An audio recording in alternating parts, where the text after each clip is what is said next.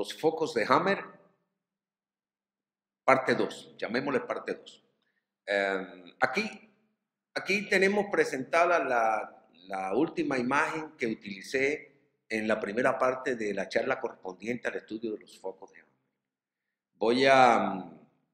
Voy a pasar a otra parte del tema, pero quiero que miren, que observen la imagen final. Y el resumen básico es el siguiente: desde que el doctor Hammer halla su primer foco en el año de 1982 hasta el presente, ocurrieron una serie de eventos, complicaciones, dificultades que ya conocemos del primer tema que estudiamos, aquellas primeras 5 charlas. Ahora vamos a empezar a estudiar, vamos a estudiar esta propia segunda parte, dirigiéndonos un poco a temas más generales del foco de Hammer, pero dirigidos en específico a qué sucede en cada una de las etapas del proceso de reparación. Vamos a ver un momentito una imagen que yo les presenté ya en charla anterior, que se refería al segundo criterio de la ley biológica. Esta charla partía de la simultaneidad, obsérvelo ahí en la parte inferior izquierda de la imagen, del DHS simultáneo tanto en la psiquis, en el cerebro, como en el órgano. Evidentemente, como estamos hablando del foco de Hammer, me interesa ahora específicamente el cerebro. Pues bien, en esta lámina que le presenté, yo había referido que ya Hammer encuentra que hay una fase de conflicto y tras la solución de este conflicto, bueno, una fase activa, es la fase de conflicto, fase activa del proceso, empieza entonces el organismo a desencadenar mecanismos reparadores, y a esto, que es una fase completa dividida en 3 sectores, en 3 subfases, por decirlo de alguna manera, que no vamos a definir ahora, sino que la vamos a estudiar en la segunda ley biológica. Pues en estas 3 que he incluido bajo el término fase de reparación, cada una muestra una imagen específica del foco de Hammer. Realmente el problema funciona de esta manera. Vamos a quitar, para que nos dé espacio, la referencia abajo, a la izquierda, de psique, cerebro, órgano y el DHS en el ámbito interno, mostrando la simultaneidad, pero tengamos en cuenta, aunque yo lo quite, que estos procesos ocurren simultáneamente, aunque yo me esté refiriendo en psique, cerebro y órgano, aunque yo me esté refiriendo solo, en este caso, al cerebro, que es donde están los llamados focos de Hammer. Veamos, aparece el conflicto, el DHS que inicia la fase de conflicto, y en el cerebro, exactamente en un cierto sector cerebral, que después vamos a estudiar los correlatos, o sea, las correlaciones, aparece una imagen con disposición en diana, marcada o definida por anillos concéntricos bien nítidos. Aclaro, ustedes no sé si se acuerdan la imagen con que iniciamos la charla de hoy, que aparecía, y pueden cuando vuelvan a revisar la charla, se pueden percatar con mayor claridad que aparecen una serie de anillos concéntricos. Esto que está aquí es un diagrama. Y como diagrama es simplemente tiene funciones didácticas, no pretende ser exactamente el foco de Hammer en la fase de conflicto activo. ¿Ok? En la fase conflictiva. Pero sí, en la fase de conflicto activo, allí aparece una disposición en diana con anillos concéntricos bien nítidos.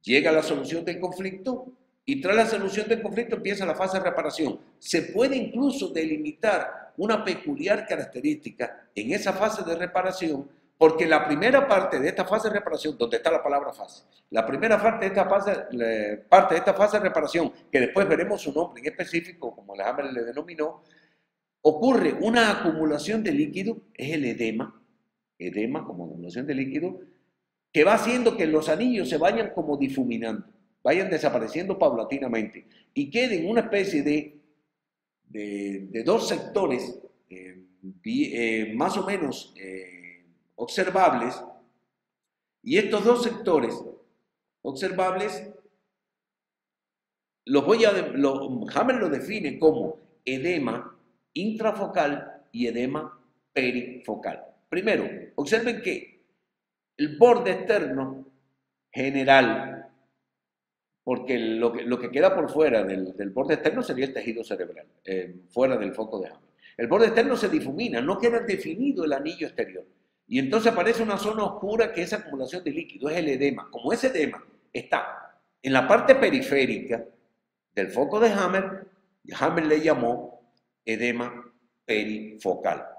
De donde peri es alrededor, periferia, y focal es relativa al foco. Pero observen que hay una zona central también relativamente difuminada donde los otros anillos se han ido perdiendo, que sería como la parte interior del foco, una zona oscura en la parte interior del foco, y a este edema Hammer le llama edema intrafocal, donde intra se refiere a dentro, interior, y focal es relativo al foco. Pues bien, reitero, esto es un esquema. Y el foco de Hammer en esta fase, aun cuando es muy claro la disposición en anillos, como lo presenté en la fase de conflicto activo, y es bastante bien observable la disposición del edema perifocal, el exterior, o sea, el periférico, y el edema intrafocal, el interior, el del centro. A veces es muy difícil precisar esta peculiaridad, salvo que sea una persona muy avesada y muy entrenada en la caracterización de los focos de Hammer. Pero bien, este edema intrafocal continúa. En la medida en que el proceso de reparación se va produciendo, se sigue acumulando líquido en el intermedio entre estos dos edemas y al final el foco aparece como un gran edema. Este foco, que aparece como un gran edema, está en este momento en el punto inicial de lo que sería la fase esta central.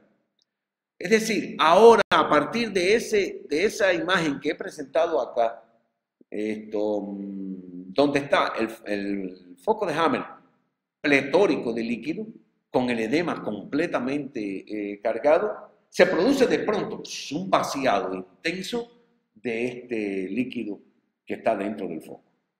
Este vaciado intenso corresponde, digamos, a la fase intermedia del estado de reparación. Y posteriormente aparece una especie de penetración, o sea, se termina el vaciado a través de la orina frecuentes y sudoración intensa, se produce el vaciado y las células gliales penetran al interior del foco para cicatrizar la estructura. Quiero aclarar esto porque hay un poco de... He entrado en un término que puede tender a confusión. Yo he tratado de evitar la mayor cantidad de términos técnicos aquí, pero estoy obligado a utilizar, o estuve obligado a utilizar el término células gliales.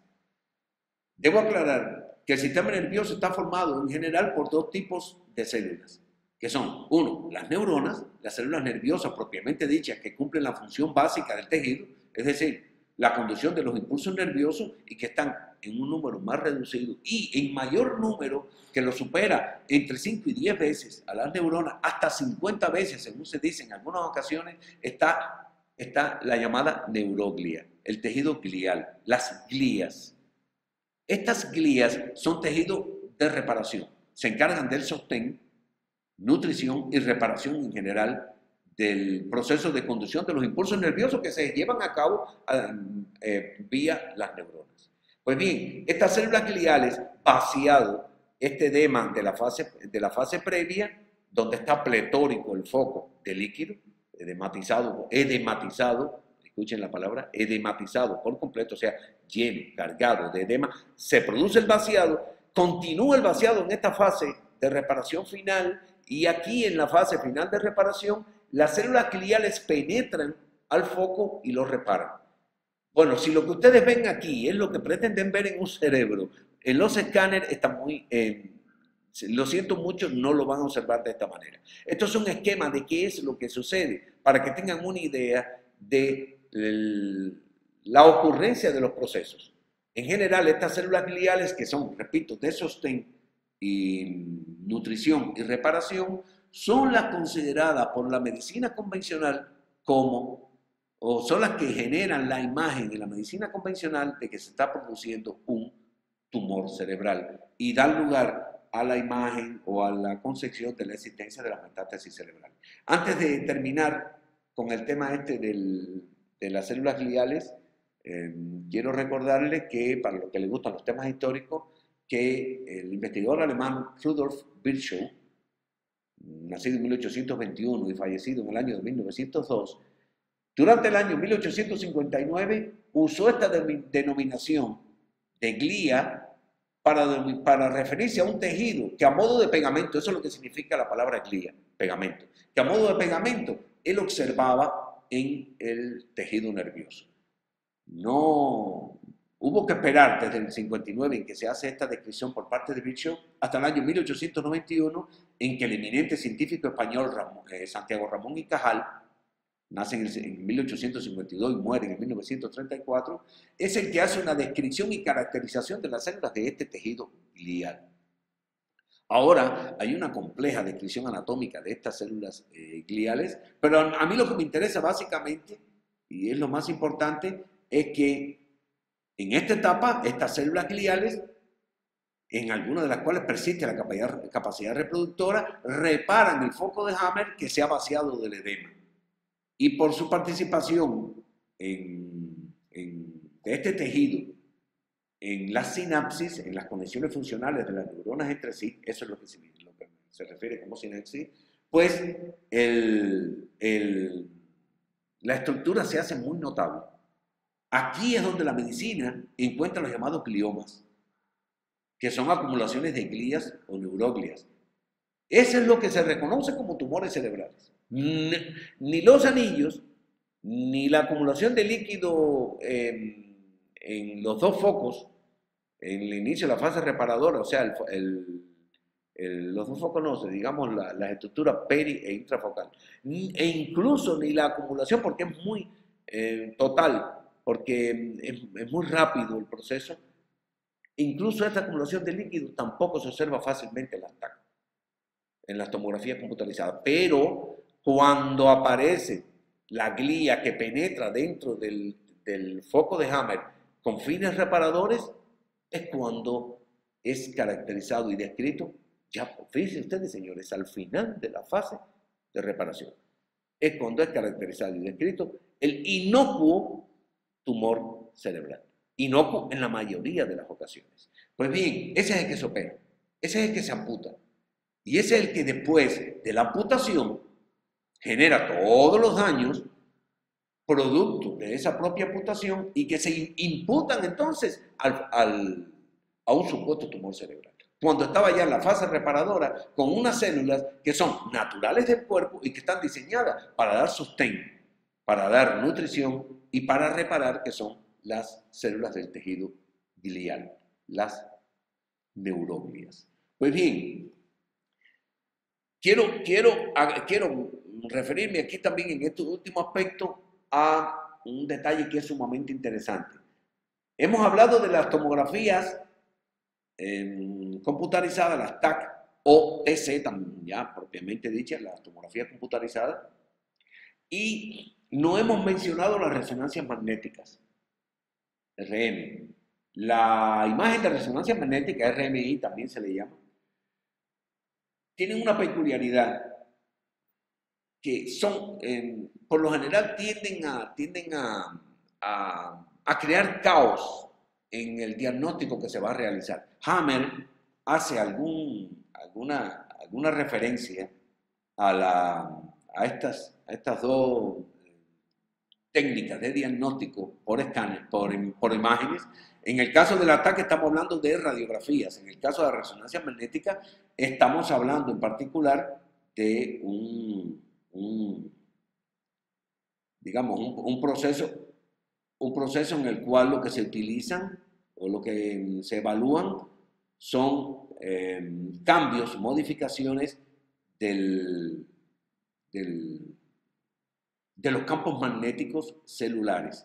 Pues bien, para aclarar, y esto es lo que le da una peculiar importancia, la tomografía axial computarizada, o TCE, es una técnica de diagnóstico solo con rayos X, que construye imágenes tridimensionales de ciertos sectores corporales, mientras que la resonancia magnética no usa rayos X y obtiene imágenes a través de la información que brindan los campos magnéticos de los átomos corporales. Pues bien, hay un aspecto que es sumamente importante y es que en algunos casos para las tomografías axiales computarizadas, que son las que mejor permiten hacer una caracterización del foco de Hammer, el propio Hammer dice que si bien la resonancia magnética permite hacer cuidadosas evaluaciones tridimensionales que explican cambios peculiares del tejido cerebral en la fase de reparación, el conocimiento de la histología del proceso hace innecesario este recurso, aun cuando puede ser bien apropiado en los estudios de hipófisis, por ejemplo. Él sugiere que se emplee TAC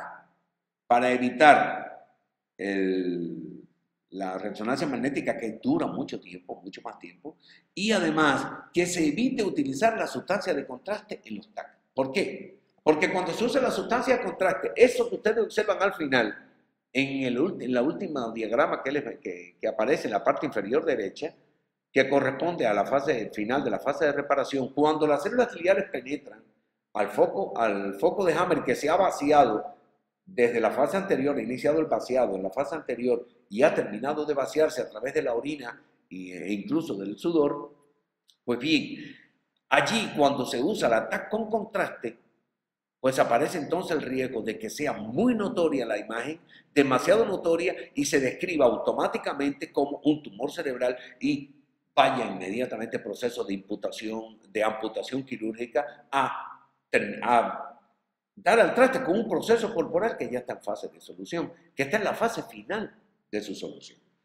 Hammer también comenta otro detalle que es bien conocido y es que las sustancias de contraste pueden tender a crear con mucha claridad un problema en el cuerpo por shock anafiláctico, por la presencia de respuestas alérgicas.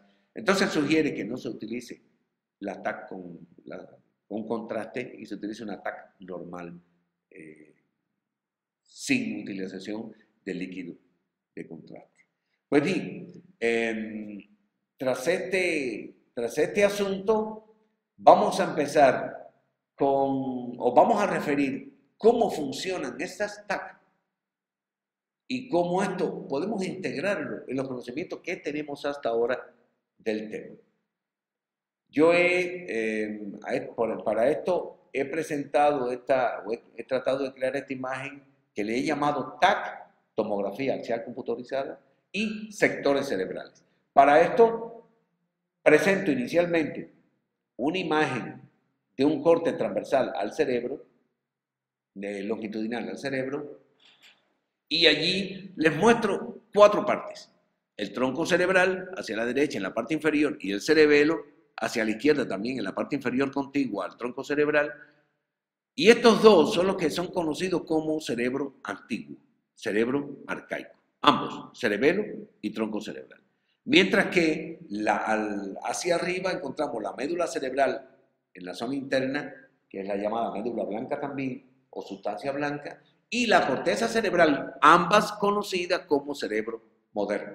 Aquí en el medio, observan encima del tronco cerebral en amarillo aparecen unas diagonales que después vamos a referir y vamos a dedicarnos a ella, que es el mesencéfalo, porque ahora no me interesa citar, por eso es que no puse el nombre en la imagen. Lo importante es que esta imagen del cerebro se puede observar a partir de las TAC. Observemos un cráneo con los diversos planos del TAC. Estos planos todos son paralelos a la base del cerebro, es decir, en la parte inferior está la base del cerebro, donde empieza, como pueden ver, con la columna vertebral. La imagen está mirando hacia la derecha y en la parte inferior está la columna vertebral y aparecen una serie de líneas paralelas que son los diversos planos en que se ejecuta el ataque. Yo voy a marcar 3 planos que son los que más me interesan ahora, en estos momentos, a modo de explicar el contenido.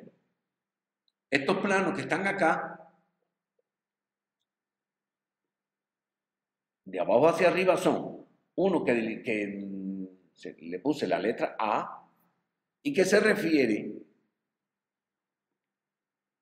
a un corte. Observen, está el corte transversal que corta cerebelo y tronco cerebral, y esta imagen plana, paralela a la base del cerebro, me da el cerebelo en la parte posterior y el tronco cerebral en la parte superior, que sería la parte anterior. O sea, el cerebelo sería lo correspondiente, lo más cercano a la nuca, y el tronco cerebral se dirigiría hacia adelante. Este corte es transversal a la base del cerebro, indicado como A para que vean que corresponde con la línea que corta el esquema que está en la parte central. Pues bien, observen que allí aparecen una serie de sectores delimitados como círculos. Eso lo vamos a estudiar posteriormente, porque estos círculos son los que constituyen el mapeo topográfico que hiciera el doctor Hammer, indicando dónde es que ocurre, impacta el foco de Hammer, y a partir de este impacto del foco de Hammer en el sector cerebral es posible reconocer dónde en particular, en qué órgano en particular se va a producir el trastorno o cambio en la fase de conflicto activo y su reparación en la fase reparadora, en la fase sanadora. Pues bien, este corte que se hace al cerebelo y al tronco cerebral, indicado en A, si continuamos, observaremos que un poco más arriba, cortando de manera paralela también al tronco, a la base del cerebro, que he indicado como B, aparece entonces la médula cerebral. El corte de la médula cerebral ya no tiene la misma estructura. Si acá nosotros observamos estos círculos, aquí vemos una serie de puntos y sectores que están marcados que se corresponden incluso con la columna vertebral. Es más, también ahí vemos una plena diferenciación, también como en el anterior, por aquí es mucho más importante entre el sector derecho e izquierdo del corte, porque esto va a tener una importancia trascendental a la hora de estudiar los efectos de los diversos procesos a partir de los conflictos activos que se vivan, los DHS, y la manera en que ocurra el SBS, el Programa Biológico Natural, Biológico Especial, sensato de la naturaleza. Pues bien, me quedaría por mostrar un corte un poco más arriba, a la altura de la corteza cerebral que se ha indicado con la letra C, y a partir de allí viene una serie de sectores que definen también los órganos o los puntos diana, donde van a dispararse, donde van a ocurrir los targets, ¿no?, como se diría en inglés, donde van a ocurrir los impactos de los conflictos biológicos y donde van a aparecer entonces a nivel cerebral los diversos focos de Hammer. Ya vamos a estudiar cada uno de estos por separado con el transcurso de nuestro curso, pero esta era la idea que quería presentarles, es decir, la TAC se ejecuta sobre la base, es una imagen tridimensional que se ejecuta sobre la base de una serie de líneas paralelas, son los planos del ataque. En la parte izquierda, en nuestro esquema, de líneas paralelas a la base del cráneo, que si el corte se produce a nivel del tronco cerebral y cerebelo, la imagen que se observa con los sectores en específico es la que está en la A. Si el corte se lleva a cabo a través de la sustancia blanca o médula cerebral, que ya pertenece al cerebro moderno, la imagen que se observa aproximadamente es como la B. Mientras que si el corte también en el cerebro moderno se hace un poco más alto, afecta la corteza cerebral y allí, o sea, afecta en el sentido de observarse en la corteza cerebral y allí aparece otra sectorización donde la aparición del foco de Hammer nos da claramente la idea de cuál es el conflicto que se vivió y a la par cuál es el órgano corporal donde se va a producir el cambio biológico para reparar y garantizar el fenómeno de la supervivencia. Hay un tema aquí al cual quiero referirme en particular porque es muy controvertido y ha generado, yo pienso que más daño a la nueva medicina germánica que justamente la acción de sus detractores. Es lo relativo a la cuestión de la veracidad o las pruebas de la veracidad de la existencia de los focos de Hammer. Digo esto porque es un punto de foco donde se han dedicado prácticamente tanto los defensores como los detractores. Los defensores para tratar de mostrar las certezas y los detractores para, obviamente, atacarle. Me voy a detener un poquito en los defensores porque que son los que más me preocupan. Partamos de que los defensores sostienen que la compañía Siemens, una compañía alemana productora de escáneres cerebrales, de aparatos de escáner cerebral, supuestamente probó la veracidad de la existencia de los focos de Hammer. Yo no lo creo así, yo no estoy de acuerdo con esto. Y no estoy de acuerdo con esto, independientemente que no estoy de acuerdo con esto, lo someto a consideración de ustedes. Les voy a poner como anexo a esta charla, a esta segunda parte de la charla sobre los focos de Hammer, un documento en español y en alemán que trae digamos, la propuesta que hace la compañía Siemens en coordinación con el doctor Hammer de cuáles son los criterios para certificar si se está o no en presencia de un foco de Hammer o de un artefacto, de un error del escáner. Pues bien, cuando ustedes lo vean se percatarán de lo que estoy diciendo. Voy a hacer un poquito de historia muy rápida, sin demasiada detalle, y después vuelvo sobre este aspecto. Primero que todo, sabemos que el doctor Hammer, ante la situación que se veía presionado por parte de los radiólogos que le sostenían que no veían nada en aquellos aparatos, en aquellas imágenes que él mostraba del aparato, él buscó una tercera opinión, que fuese lo más imparcial posible. Y la mejor manera de encontrar una tercera opinión en estos casos, obviamente, es dirigiéndose a la compañía que produce el aparato y solicitarle a la compañía alguna especie de certificación de que las imágenes que aparecían en los escáneres eran realmente artefactos o no, o mejor aún, cuando eran artefactos, eran errores del aparato, y cuando no podían ser errores del aparato. Con este fin, el doctor Hammer se acerca a un ingeniero que en esa época era el jefe del departamento de tomografía computarizada de esta compañía alemana, Siemens, productora de aparatos de escáneres cerebrales. El señor Hammer lo denomina como el señor Feindor. Llegó a él y le pidió que por favor juntos establecieran estos criterios de caracterización de cuando el anillo era generado por el equipo o cuando la imagen, bueno, no siempre tiene que ser anillo, cuando la distorsión en la imagen, la peculiaridad de estructura que aparece en la imagen es propio del aparato o cuando es propio de un cambio sustancial que se está produciendo a nivel cerebral.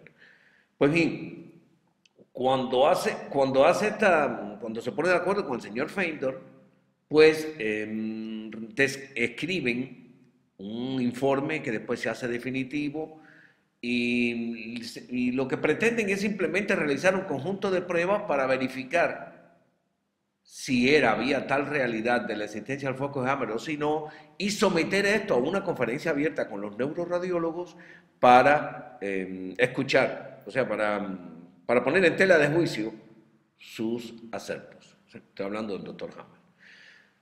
Se sabe que Hammer, y ya lo habíamos dicho anteriormente, cursó la carrera de física alrededor de 12 semestres sin tener el título, como lo comenté en la primera parte, pues, en una de las charlas del primer tema de vida y labor del doctor Hammer, y que utilizando los conocimientos que tenía de este campo, pues simplemente trató de coparticipar con el señor Feindor en ciertas definiciones. Pidió incluso la posibilidad de que le permitieran efectuar pruebas continuadas con el aparato de la compañía a lo largo de varias semanas en un grupo de pacientes, pero invitar al neuroradiólogo para que tuviera la posibilidad posteriormente de hacer la revisión del resultado de sus investigaciones. Para esto hizo varias cosas.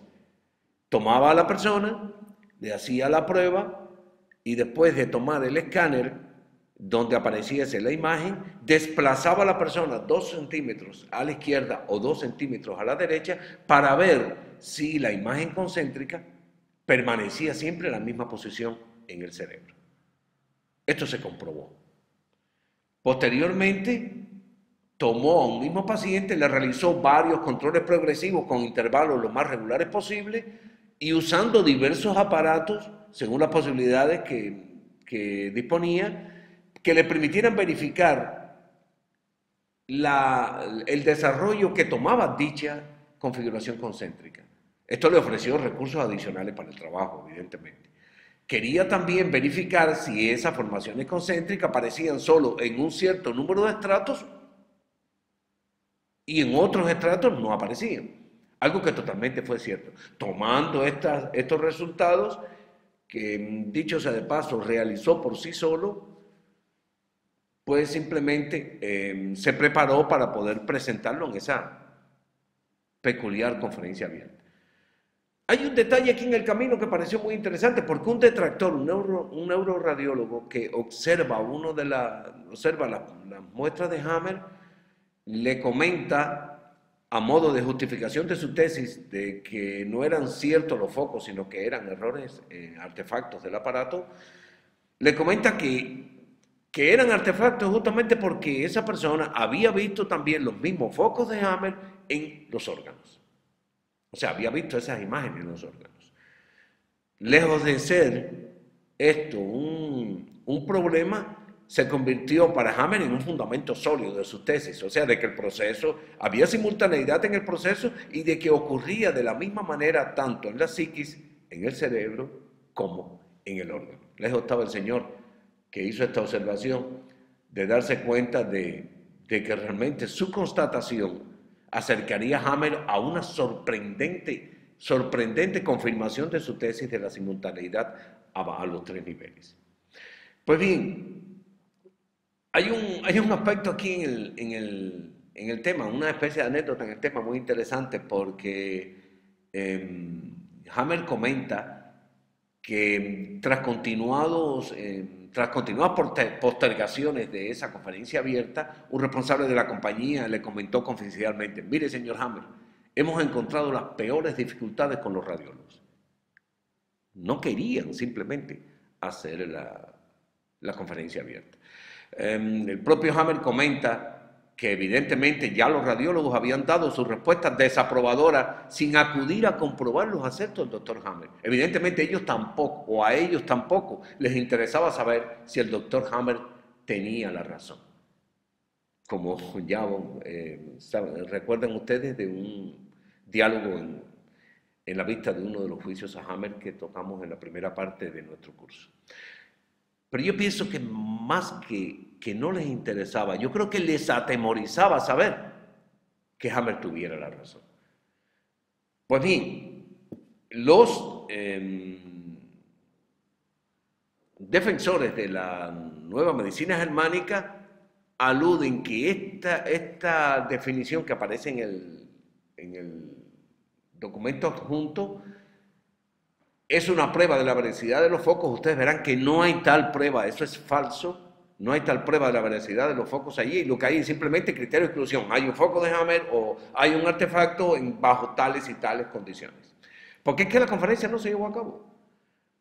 Lo que me preocupa de esto es, y sabemos todos que ha sido muy atacado el tema de los focos de Hammer, lo que me preocupa es que el utilizar de esta manera, esta afirmación, es decir, de que la compañía Siemens certificó esta existencia a través del documento, cuando cualquiera lee el documento se da cuenta que es falso, que no hay tal certificación. Yo pienso que a veces con los mejores deseos, con las mejores intenciones, en Cuba decimos que de buenas intenciones está empedrado el camino del infierno, con las mejores intenciones, se trata de darle confirmación a un hecho y lo único que se hace simplemente es que lo que se provoca es que funcione como una especie de efecto boomerang. Es decir, no es necesario hacer exageraciones. No es necesario utilizar una falsa interpretación para poder confirmar algo que se conoce, que tiene validez, porque si el contrario, en buena lid, se percata del error de la exposición, pues simplemente esto caería en descrédito de la propia tesis que uno quiere defender. Ese es simplemente el motivo por el cual me opongo a que se diga que este documento de la Siemens es una prueba de la veracidad de la nueva medicina germánica, como si la nueva medicina germánica no tuviera pruebas irrefutables de su veracidad, como nosotros vamos a ver en el curso y como yo he comprobado en mi propia experiencia como consejero de salud. Ya terminado esta parte, paso a los detractores, y para esto les sugiero, los que quieran conocer sobre el tema, les sugiero que tengan el cuidado de buscar, por ejemplo, en Wikipedia, que tiene una proverbial fama de manejar los temas más serios que no son aceptados por el status quo convencional. Y Wikipedia, si usted coloca el nombre de Hammer y busca en Wikipedia, se encuentra que empieza desde el primer momento con una diatriba utilizando el término pseudomedicina para referirse a la nueva medicina germánica. Aquí tenemos un detractor por excelencia. Un detractor bastante poco libre por lo que estoy viendo y bastante poco imparcial por lo que estoy viendo. Y en su artículo, bueno, se encarga de continuar toda esa serie de divulgaciones negativas en cuanto a la obra de Hammer y a los manejos espurios que han hecho los medios de comunicación, los mass media, al respecto de la figura del investigador alemán.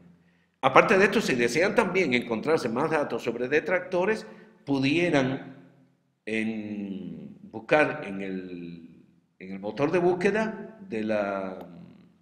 de Google, pueden colocar la frase desmontando a Hammer o desmontando a Hammer y a la nueva medicina germánica, y se van a encontrar bastante información al respecto. De esta información que van a encontrar, hay una en particular a la cual quiero enfatizar para utilizar como punto de comunicación. Es una que se titula, o sea, pueden poner, cuando entran van a encontrar una que se titula Hammer versus Interpol, o sea, Hammer vs Interpol, la nueva medicina germana, porque esta página, al margen de que trae muy cuestionables comentarios que se caen por sí solos y se ve su mala intención y su mal manejo, aparte de esto, hace una referencia que sí me parece muy interesante que tengamos en cuenta antes de terminar este aspecto. Esta página a la que le hacía referencia trae un comentario de una alegada tesis sostenida por el profesor Maximilian Reiser, presidente de la Sociedad Alemana de Radiología, quien dice haber examinado las imágenes de los focos de Hammer y que llegó a la conclusión de que eran indudablemente artefactos, de que eran simplemente errores. Esto que ustedes están viendo en pantalla es uno de los ejemplos que utiliza este señor para referirse a que es un error y no un foco de Hammer, que es un artefacto. Si ustedes quieren leer la declaración del doctor Reiser, van a esa página que indiqué ahorita, Hammer versus Interpol, la nueva medicina germana, buscan la referencia 7 al final, la copian, la ponen en Google y van a encontrar todo el análisis detenido del cuestionamiento que hace el doctor Maximilian Reiser. Ahora bien, yo aclaro que desde el inicio de la charla hice referencia a mi desconocimiento sobre estos temas y quiero reiterarlo aquí. Yo no uso la técnica de revisión de escáneres cerebrales para hacer el seguimiento de la evolución de la condición tripartita de los eventos sea, psique, cerebro, órgano, yo utilizo otra técnica. De manera que, como dije al principio y reitero de nuevo, yo simplemente lo que estoy haciendo es una evaluación histórica y que ustedes tomen sus propias determinaciones al respecto, la información que ustedes quieran al respecto.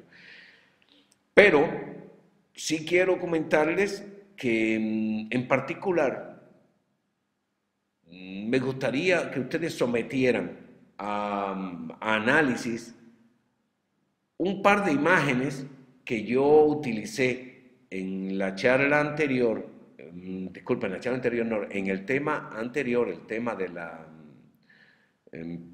vida y labor del doctor Ricker G. Hammer, las dos últimas referidas a la acuciosidad de la nueva medicina germánica, porque voy a utilizar esto para poner un pedacito de mi opinión en esta dramática controversia que se ha generado al respecto de los focos de Hammer.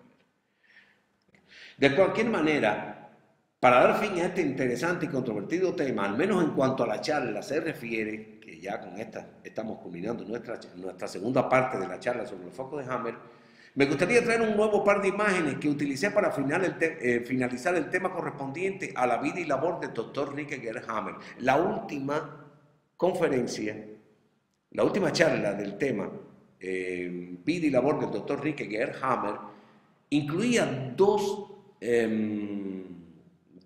imágenes a las que titulé Acuciosidad de la nueva medicina germánica.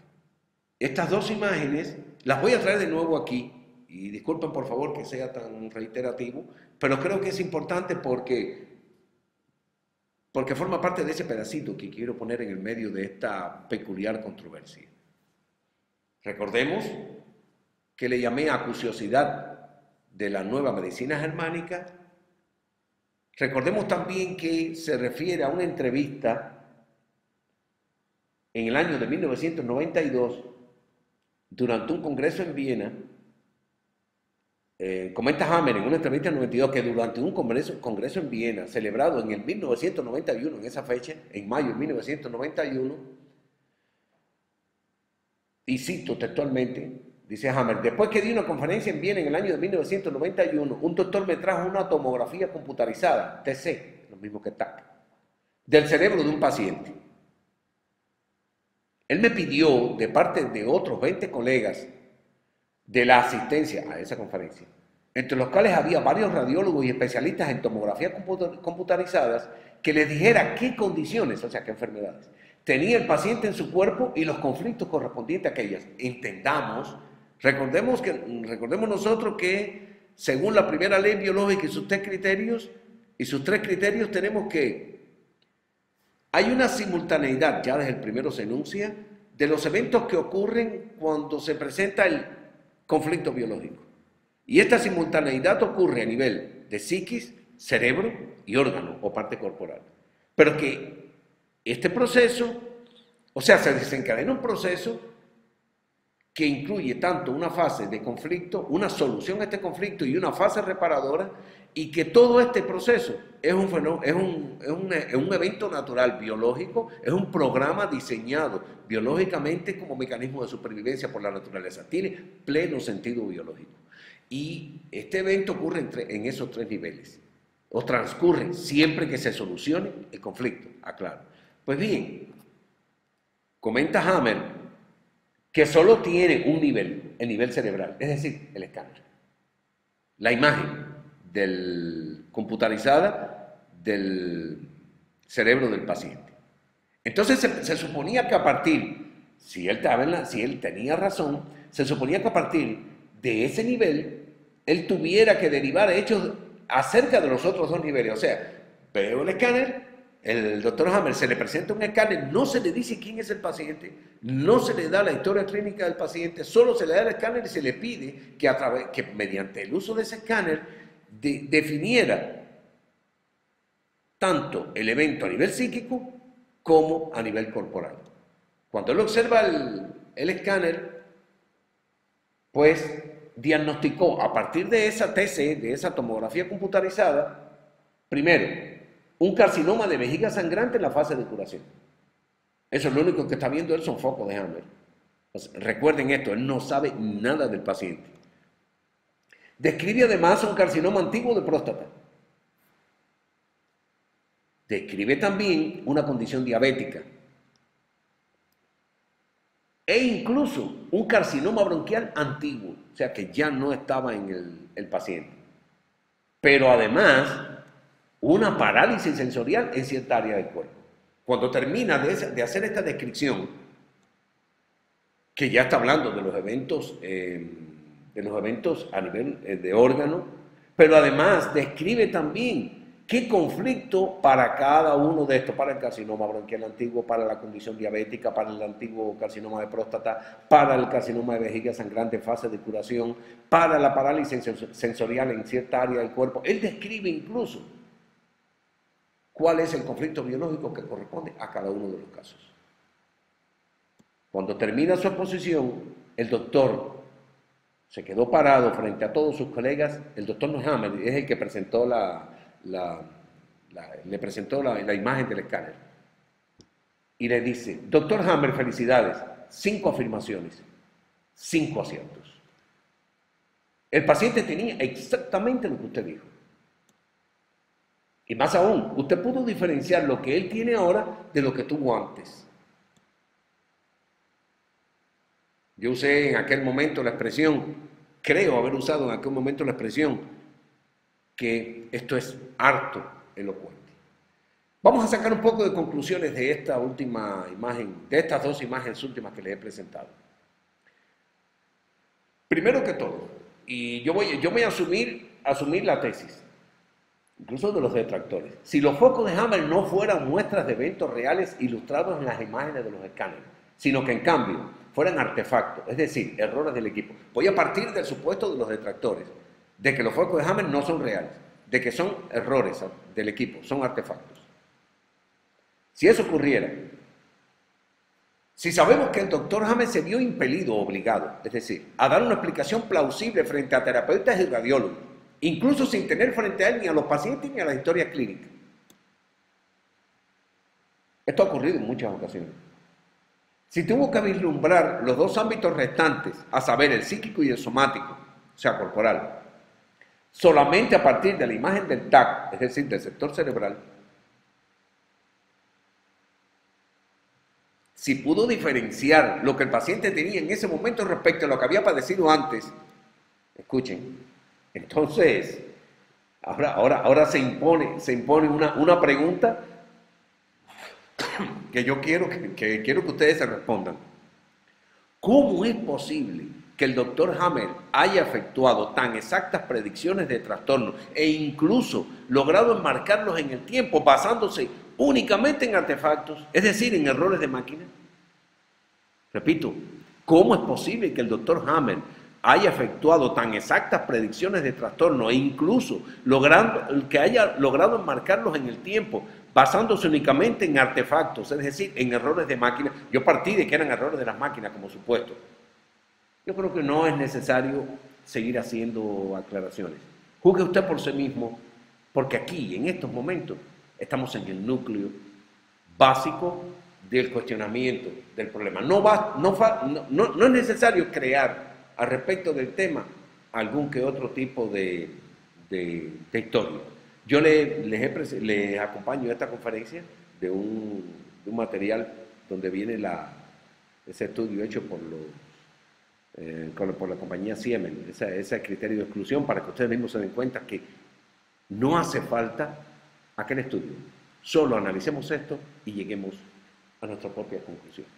Creo que con esto vencemos el tema del foco de Hammer y estamos en condiciones de entrar con más detenimiento en los asuntos relativos a la estructura del sistema nervioso y el papel que juega en cada una de las etapas del programa biológico especial con sentido natural para la supervivencia.